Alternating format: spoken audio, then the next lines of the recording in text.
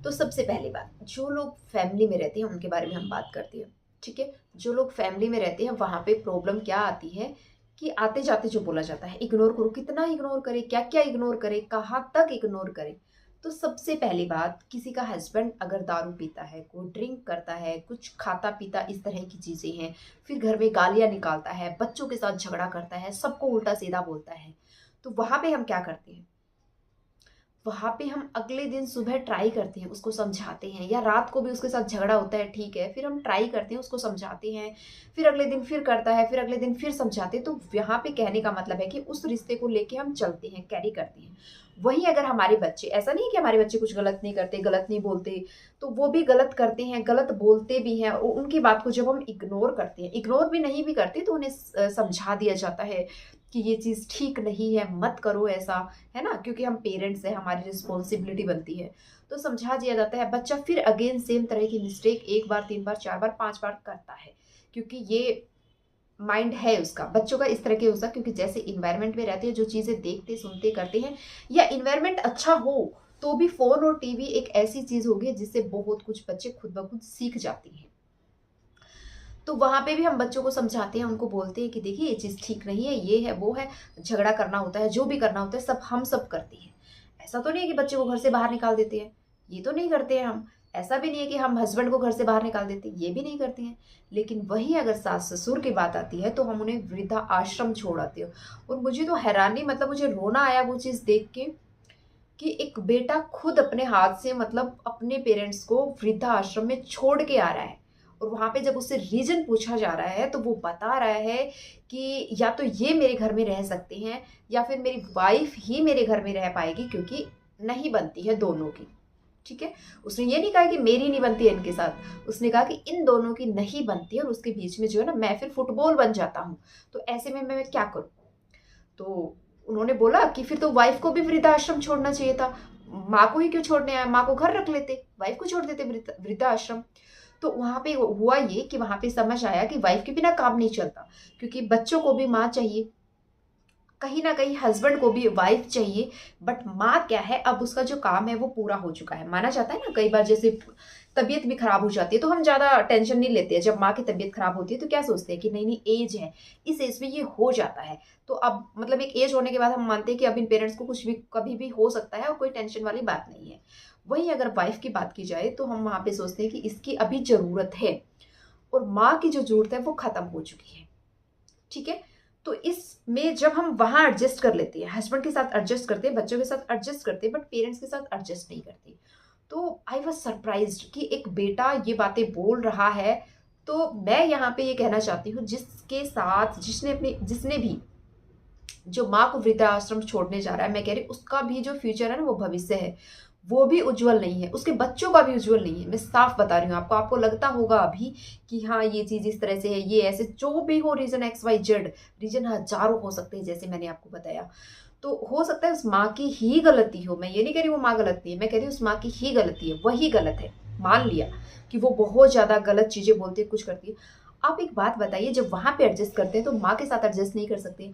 वहाँ पे मैं ये नहीं कह रही कि वो जो बोल रही है उसको बोलने दिया जाए, उसको सुनने दिया जाए, उसको कहने दिया जाए, नहीं। जब उसे बताया जाए कि एक बेटे की रिस्पॉन्सिबिलिटी है कि मैं आपको भी नहीं छोड़ सकता, आपको भी नहीं छोड़ सकता, तो आपको कॉम्प्रोमाइज़ तो करना पड़ेगा, समझना पड़ेगा। माँ को समझा सकती हैं कि देखिए ये चीज़ें अच्छी नहीं हैं, अगर आपकी बेटी के साथ ऐसा हो, तो आपको कैसा फ़ील होगा?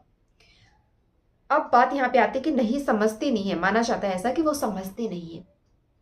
तो समझते नहीं हैं, तो फिर अगेन वही बात आती है, तो फिर माँ को क्यों छोड़ा, वाइफ़ को क्यों नहीं छोड़ा? क्योंकि ज़रूरत है। आपकी ज़रूरत जब तक माँ की थी, आपने माँ को रखा, जब तक वाइफ़ की है, जब तक वाइफ़ को रखा, या फिर वो वाइफ़ तब तक रखेगी जब तक उसको आपकी ज़रूरत है। एक टाइम ऐसा आएगा, ना वो रहेगी, ना आपके बच्चे रहेंगे, आपके पास कुछ नहीं रहेगा। और ऐसे-ऐसे केसेज़ बहुत हैं। मैं कह रही हूँ ऐसे केसेस बहुत हैं, जो हमेशा ये सोचते हैं कि इसकी वजह से प्रॉब्लम है, इसकी वजह से प्रॉब्लम है, इसकी वजह से प्रॉब्लम है, और मेरी लाइफ तो ऐसी है, मैं तो ऐसी हूँ, बिल्कुल परफेक्ट हूँ। और वहाँ पे मैं कहती हूँ, इन फ्यूचर आप हिस्ट्री उठा के देख लीजिए, आपके नियर अबाउट भी आपको ऐसी-ऐसी मिल जाएँगी स्टोरियाँ, और वहाँ पे आप देखोगे कि लास्ट में ना वो फैमिली खुश रह पाती है, ना वो वाइफ खुश रह पाती है, ना वो हस्बैंड रह पाता है। क्योंकि नेचर का रूल है, ये जब आप समझ गएगा कि नेचर का रूल है ये, कि जो हम देते हैं वो आता है। It's not depend on that situation कि किस परिस्थिति में आपने क्या किया। नहीं, जो आपने दिया, आपने किसी को दुख दिया, आपने किसी को घर से निकाला, आपने किसी को कष्ट दिया, वो आएगा। वो ये नहीं देखेगा कि उन्होंने क्या किया था, क्यों हुआ था। क्योंकि यहाँ पे जो बात है वो किसकी है?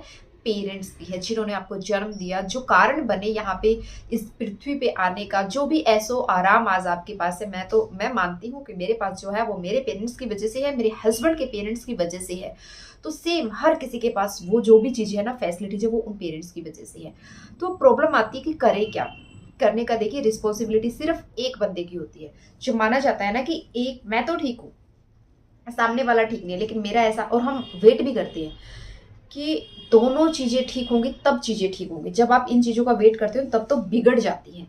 और एक अगर ठीक है, अगर मान लीजिए आपकी सास खराब है और आप बहुत अच्छी हो, है ना, आपका नेचर ऐसा है, आप हम्बल हो कि नहीं ऐसा है, मतलब कि पेरेंट्स है, एज है, तो कुछ चीज़ें बोल भी दी तो इग्नोर कैसे किया जाए। मैं लिख के दे सकती हूँ ये बात, हम अपने पेरेंट्स की भी बहुत सारी बातें इग्नोर करते हैं। बहुत बार हमारे पेरेंट्स हमें फ़ोन नहीं करते, हम उन्हें इग्नोर करते हैं, माफ़ कर देते हैं। बहुत बार हमारे पेरेंट्स हमारे साथ कुछ ऐसी चीजें गलत नहीं होंगी, उनके उनके पॉइंट ऑफ व्यू से वो गलत नहीं होंगी, लेकिन बहुत सारी ऐसी चीजें जो हमें अच्छी नहीं लगती बट वो हमारे साथ कर देते हैं, उन्हें हम इग्नोर करते हैं और फिर से हम पैचअप करते हैं। बट यहाँ पे क्या होता है ना, हम उस बात को लेके बैठ जाते हैं कि उस दिन ऐसा हुआ था, आज ये प्यार से क्यों बात कर रहे हैं, पक्का इनको कुछ ना कुछ मुझसे चाहिए होगा इसलिए ये प्यार से बात कर रहे हैं। आई बड़ी बात करने वाले हम नहीं करने वाले हैं, बस उसको लेके बैठ जाते हैं कि ऐसा हुआ था, ऐसा हुआ था। मेन जो रीजन है, मेन जो कारण है वो यही है। हम आज वो अच्छा हमारे साथ कर रहे हैं, हम उसको नहीं देख रहे हैं। हम 10 साल, 5 साल, 2 साल, 3 महीने की पहले की बात जो उस दिन किया था उसको लेके बैठे हैं। वहीं अगर हस्बैंड और बच्चों की बात आती है तो हम आज की बात, आज रात की बात सुबह ही भूल जाते हैं, दोपहर तक बहुत अच्छे बन जाते हैं। तो समझिए इस चीज को, अगर आप अच्छे हैं तो आप अच्छे रहिए। आपके अच्छे होने से अगर सामने वाला अच्छा नहीं हो रहा है तो उसके बुरा होने से आप क्यों बुरे बन रहे हैं? क्या करेंगे? इग्नोर करने का सबसे बेस्ट तरीका जो है ना, जो मैंने अपनी लाइफ में अचीव किया है, जो मैंने देखा है, जो मुझे लगता है वो यही होता है कि छोड़ दो।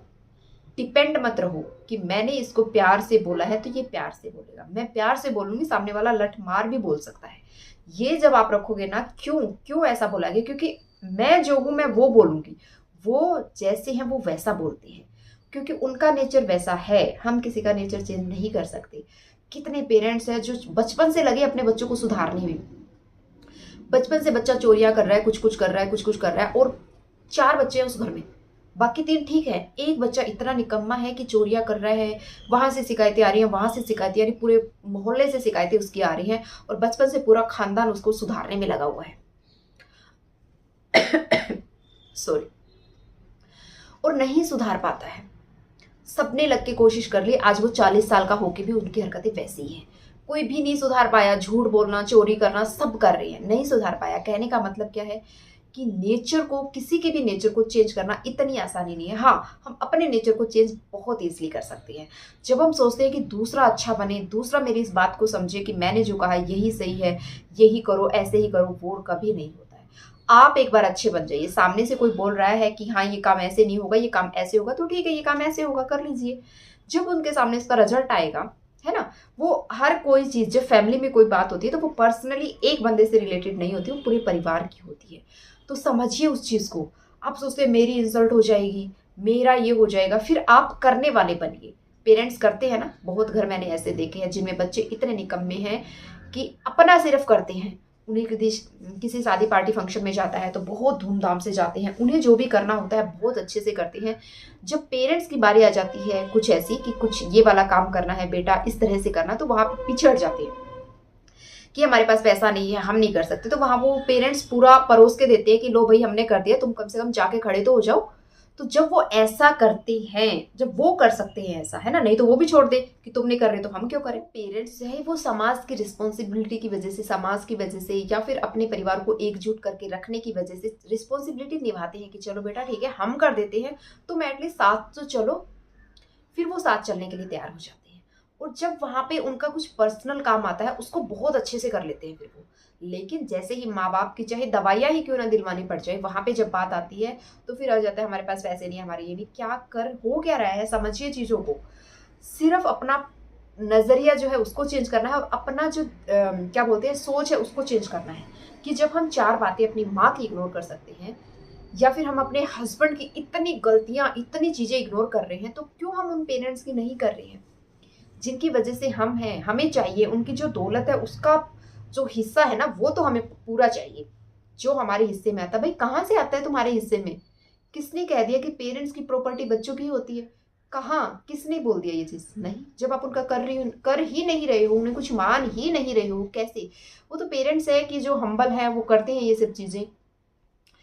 ये उनकी मेहनत है, जो उन्होंने कमाया, किया, वो उनकी मेहनत है। आपकी शादी कर दी, आपके जो भी रिस्पॉन्सिबिलिटी थी उन्होंने निभा दी, अब करिए आप अपना। जब आप अपना कर रहे हैं, वो अपना कर रहे हैं, तो फिर काहे कि बोलते हैं कि प्रॉपर्टी में हिस्सा चाहिए, वहाँ पहुँच जाते हो। भले ही आप समझिए, मैं यहाँ पे मानती हूँ कि हो सकता है 50% मेरा ऐसा मानना है कि पेरेंट्स की गलती हो सकती है, लेकिन 50% हमारी भी गलती होती है। अगर हम हमारी 50% को ठीक कर ले तो वहाँ की 50% ठीक होते टाइम नहीं लगेगा। जब हस्बैंड वाइफ एक हो जाए कि इनकी चीज़ को इग्नोर करिए, अगर ये गलत बोलते हैं तो इग्नोर करिए, कुछ ऐसा करिए कि इनको लगे कि कुछ असर ही नहीं हो रहा है।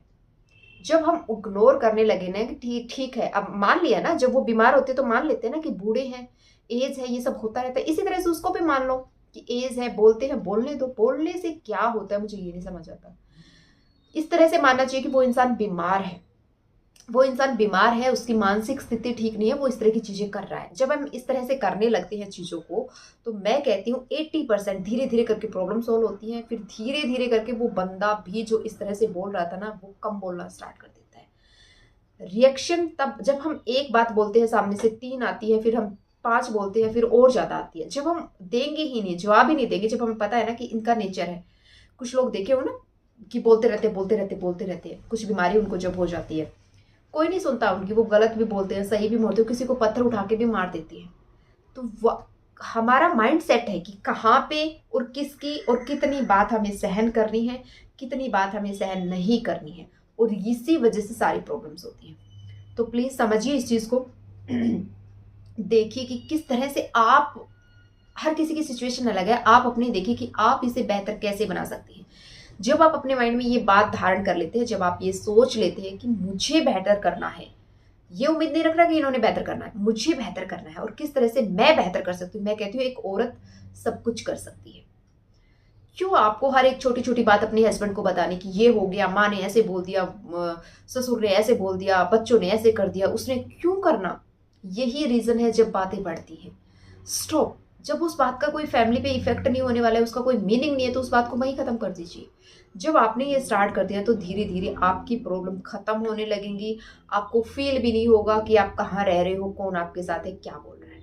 10 दिन, 15 दिन, 20 दिन, 1 महीने में वो लोग चेंज होने लग जाएंगे। आप प्लीज करिए इन चीजों को और बताना। मेरा जो एक्सपीरियंस था वो मैंने आप लोगों के साथ शेयर किया है। आपका जो भी हो शेयर करना। एक दिन में नहीं होती, बहुत प्रैक्टिस करनी पड़ती है, तब जाके ये रिजल्ट्स मिलते हैं।